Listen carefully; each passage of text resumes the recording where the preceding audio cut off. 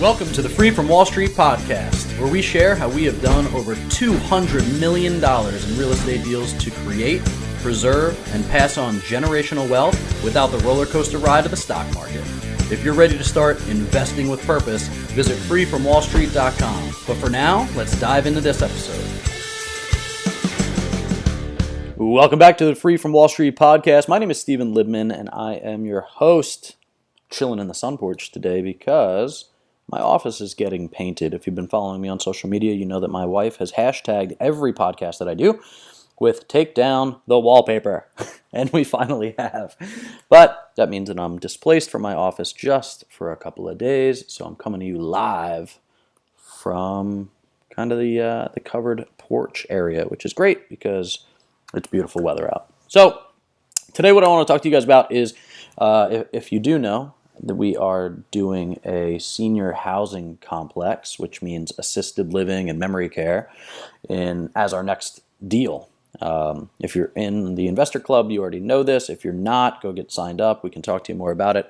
But as we move into this space, I want to talk about why we're looking at this space, right? So as you guys know, we're kind of anti-volatility. Not kind of, we are. We only pick asset classes where there are solid upward trends over time and also significant recession resilience. So self-storage facilities, multifamily apartment complexes, and now assisted living and senior housing. So why do we want to get into senior and assisted living properties as investors? So let's just go through a couple of statistics, right? One is there's about 23 million Americans right now over the age of 75 and about 9 million over 85, which is the common move-in range of residents into senior housing. But it's not until 2031, right, in 10 years, that the oldest boomer will have turned 85, effectively opening up the proverbial floodgates for senior housing investments. 2 million Americans will be living in senior care communities by 2030, which is double what it was in 2016.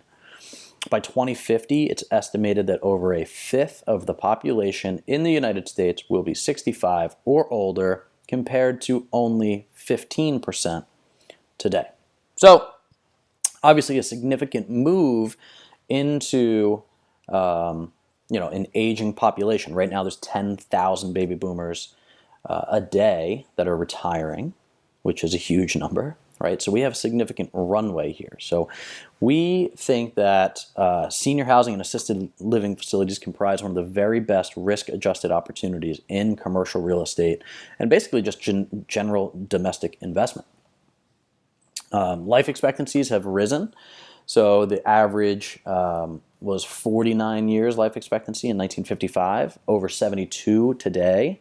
By 2040, the global population that was 65 or older will reach 1.3 billion, which is double than what it is today. So why is that important is, you have all of these people aging out and going and looking for senior housing and assisted real estate, but we're really posed for unprecedented growth right now because we are significantly undersupplied for this demand. The demand is projected to increase by over 850,000 units between 2010 and 2030. That's according to the Senior Housing Analytics from PGIM. So attractive investment opportunities exist in this space, and we're looking at. You can look up the PGIM report. It's called A Silver Lining: The Investment Implications of an Aging World, and it really goes into quite a bit of detail about where we are and where we're going on a global level. For the first time ever, people over 65 are now the larger population than people under 15 or even under 20. So, it was 2025, I think it's going to cross over, where now the 65 and over population will outnumber the youngest populations. And 2/3 of the world's oldest populations live in what they consider emerging or developed markets. So the economy of who these folks are is really important too. Retirees make up a greater and increasing share of wealth and spending. So consumers over the age of 55 spend twice as much as millennials. It's a big deal, right? Where are they spending their money is the next stat. Like, where are they finding it? Well, it's mostly in healthcare and housing. So certain sectors of education and dining out are seeing headwinds from an aging population because they're going out less. They're not doing as much education, right? You have to contract that space because now you have a younger population.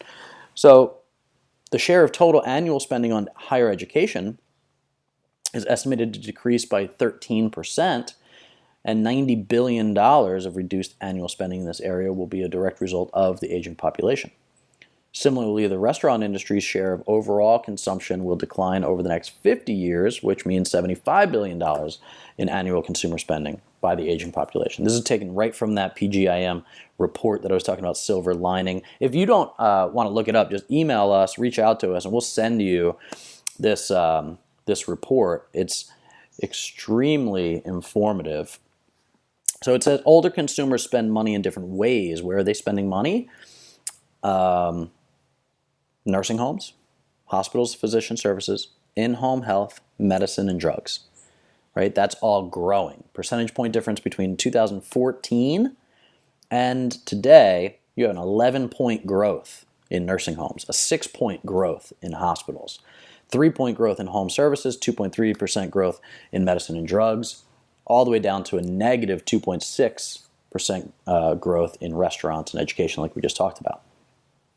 So you'll see that the age will have a dramatic increase in certain sectors of the economy over the next 40, 50 years. And we're talking about the number of billions of dollars projected to be spent between 2015 and 2070. You're going to see an increase of $325 billion in nursing home spending, $161 billion in hospitals and physical services, right? So you'll see a lot of this information in this report. So, investable ideas resulting from that global aging out, moving from homes to condos, senior housing, right? I mean, this is healthcare and technology, pharmaceuticals and biotech, and what they call silver tech, right? How are we creating more of a technology base around an aging population? So real estate represents more than 40% of the gross assets of households headed by those that are 65 or older in major developed markets like the United States. And broadly speaking, an aging population will have less demand for student housing, shared rental accommodations, first-time homes, and things like that, but they will have a much higher demographic drive into condos, senior housing, nursing homes, things like that. So while individuals might want to live independently, there are fewer children to provide at-home support to aging parents, resulting in an old age dependency ratio. The ratio of people age 65 and older to working age adults is rising sharply. So the problem that you can see is that you now have an overwhelming burden of adult children to care for their elderly parents and grandparents. So where are they going to go? Senior housing. Right, so this is just a little bit of the kind of why we're looking at these things. You can see that senior housing outpaces almost all annualized total returns by property type, and you can check this out on the National Council of Real Estate Investment Fiduciaries, NCREIF. In the period ending September 30th, 2020, it outpaced almost every single sector, including storage and multifamily. It's just a high demand asset class. The number of Americans 65 and older will increase from 47 million to 79 million by 2035. And this enormous increase continues to create greater and greater demand, right? And now we have a low supply issue. So we're just not keeping pace. Units under construction began a significant decline in 2008. It continued to fall through 2011. Modest growth 2014 through 19. And then now it's dramatic, modest growth through 2014. And then 15 to 19, you saw a big spike. But that spike still doesn't address senior housing middle market, right? There's only so many things that are under construction right now. And that's why we really want to be in front of this curve, right? So the baby boomers are driving demand. You're seeing it obviously all of the metrics that we just spoke about, and that is going to only increase over time. New housing supply is development and supply is significantly under where it needs to be.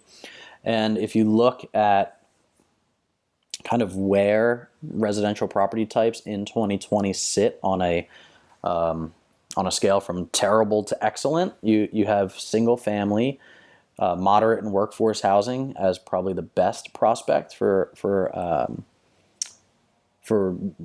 what is going to be beneficial in 2020 and 2021. Senior housing is number 2. The worst is vacation homes, and that could partially be by COVID, could partially be just a lot of people getting into the space, so now you're starting to see less return structure. And then you have a recession-resilient investment in senior housing. Market trends are going to come and go, right? But there's always going to be a need for long-term medical and healthcare facilities for an aging population, regardless of what's going on in the economy. Right? It's a needs-based demand characteristic that follows senior housing investments. So that's why we like it. We're going to see a significant downwinds. The senior housing sector continues to prove to be a strong asset class regardless of the overall economic condition, because of that, we can thrive in senior housing properties. So as a portion of our portfolio, we're carving out this asset class into our portfolio. So anyway, I just wanted to jump on here and kind of talk about whether you're looking for ways to diversify your investment portfolio or just looking to get into some real estate investments, consider senior housing. There's going to be a demand. As the boomers continue to age out, there's going to be room for growth and new development and shortage of supply, which when it comes to investment metrics, we like all of those, right? So we're looking for outsized returns and significant downside protection. So if you want any of the things that I was talking about and reading from today, some of those great catalysts for data and metrics, reach out to us. Let us know that you want to take a look at it. We'll make sure that we get it over to you. And if you haven't done so already, make sure you're going to the Investor Club, signing up, and we will catch you next time on the Free from Wall Street podcast. Peace. Thanks for listening to the Free from Wall Street podcast. If you like what you hear, leave us a rating and review and let us know what you think.